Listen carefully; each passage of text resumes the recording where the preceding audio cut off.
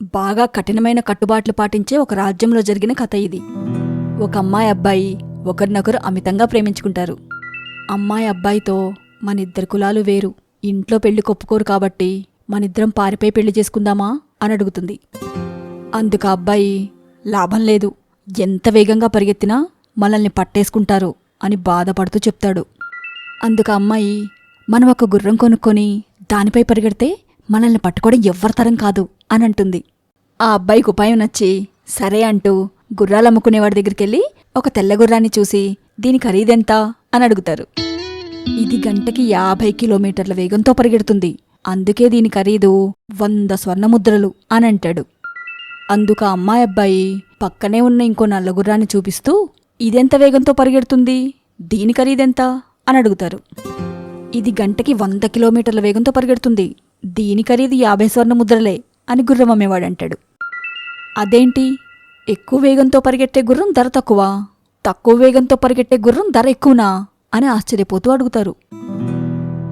అందుకు ఆ గుర్రాలమ్మేవాడు ఈ గుర్రం వేగంగానే పరిగెడుతుంది, కానీ దీనికెక్కడైనా నీళ్లు కనిపిస్తే అక్కడే ఆగిపోయి ఒక్కడుగు కూడా ముందుకు కదల్ని రోగమొకటుంది అని అంటాడు.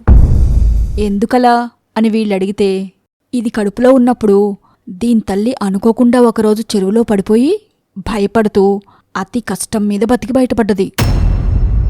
అదే భయం కడుపులో ఉన్నప్పటినుంచి దీనికి కూడా పట్టుకుంది. ఇంకప్పటినుంచి చెరువుల్ని నదుల్ని చూస్తే కదలకుండా ఉన్న చోటే ఆగిపోతుంది. గుర్రం అమ్మేవాడి మాటలకి ఈ అమ్మాయికి అబ్బాయికి కనువిప్పవుతుంది. తెలిసో తెలియకో తల్లి చేసిన ఒక చిన్న తప్పుకి పాపం జీవితాంతం బిడ్డ అనుభవిస్తుంది.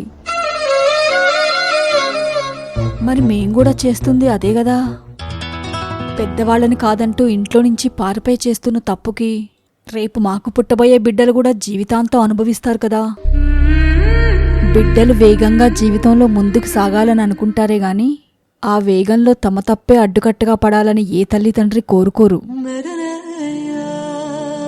ఈ ఆలోచనతో ఇక వాళ్ళ నిర్ణయం మార్చుకుని పెద్దలకి చెప్పే పెళ్లి చేసుకుంటామంటూ ఎవరింటికి వాళ్ళు బయలుదేరతారు.